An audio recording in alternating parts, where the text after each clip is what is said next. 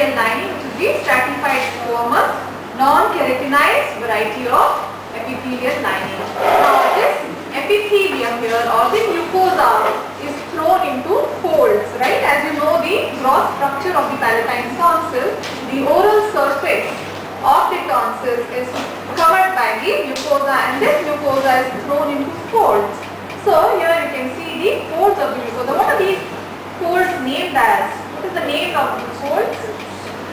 That's known as a crypt. So the mucosa will show an invagination. Now here you can see this is a tonsillar crypt where the mucosa dips down or invaginates down to produce these spaces which are known as crypts. Now how do you identify that you have reached an area of the tonsillar crypt, where you will see two surfaces covered by stratified squamous non-keratinized epithelial lining in opposition to each other or facing each other, lying adjacent to each other.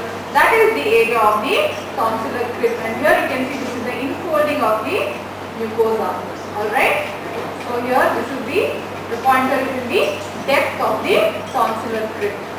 Alright, so here you can see this is the mucosa, and deep to the mucosa you can see this is the area of the lamina propria. Now we don't call it as the lamina propria. Now this area here is filled with connective tissue. And what variety of connective tissue? It is filled with reticular tissue, and you can see lot of aggregations of blue things. These are the lymphoid aggregations. So these lymphoid aggregations are arranged below the epithelial lining in the form of distinct nodules.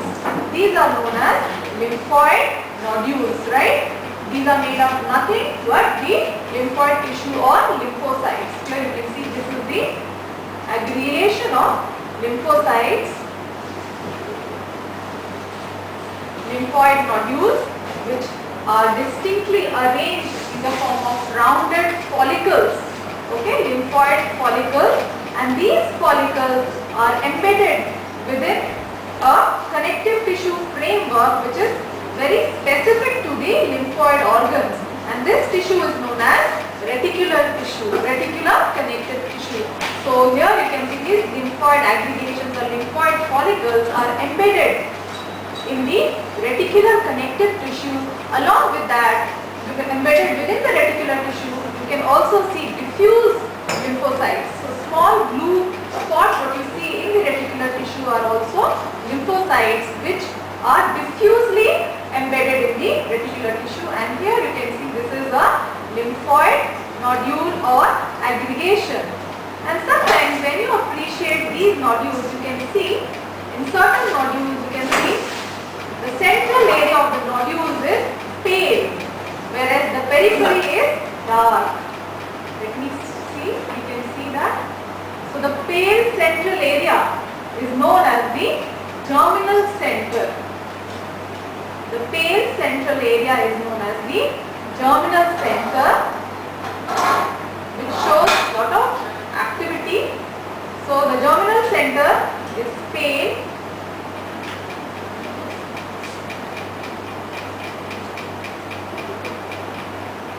You see under high part, the central pale area consists of the germinal center, and it is made up of mature lymphocytes.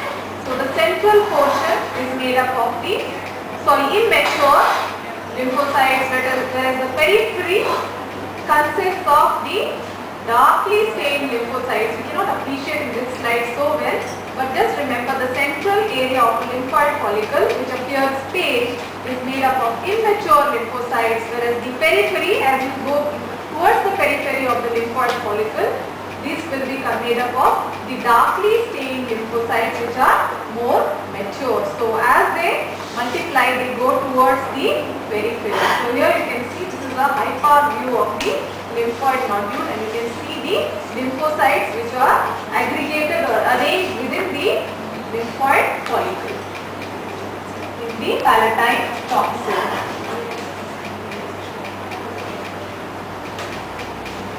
And then in the connective tissue, reticular connective tissue, you can also see blood vessels and the nerves.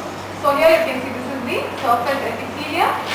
Deep to the surface epithelium you can see embedded within the reticular connective tissue and diffusely arranged lymphocytes. You can see distinct lymphoid aggregations or nodules, and when we go deep to that, here you can see these are the connective tissue septa which contains the blood vessels.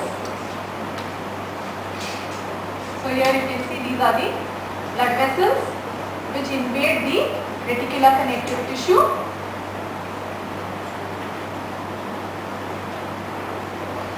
And now as we go deep down, you can see this is a connective tissue capsule.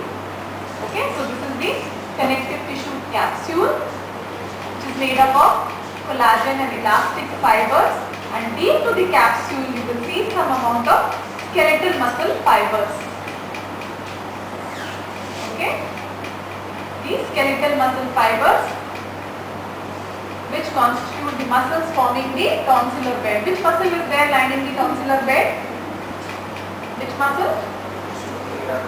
Superior constrictor muscle of the pharynx.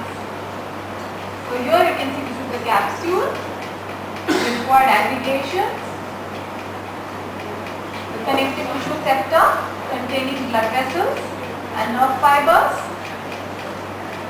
And as we go superficially, you can see these are all lymphoid aggregations. As we go towards the surface, you can see this is the mucosal lining which is lined by stratified squamous non-keratinized epithelial lining. And here, what is this area? This is the area of tonsillar crypt. This is the tonsillar crypt. You can see the two surfaces in opposition to each other. So you can see that is the mucosa, it invaginates or dips down. So that's why. What's that layer right below the stratified squamous? That invaginates in the stratified squamous. Here. Where you are pointing? Down below the crypt? No. The epithelium. What's the layer below the epithelium? This one? Yeah, this is the connective tissue layer. What you should have, what is called the lamina propria, but here since this is the lymphoid tissue, we call it as the reticular connective tissue here.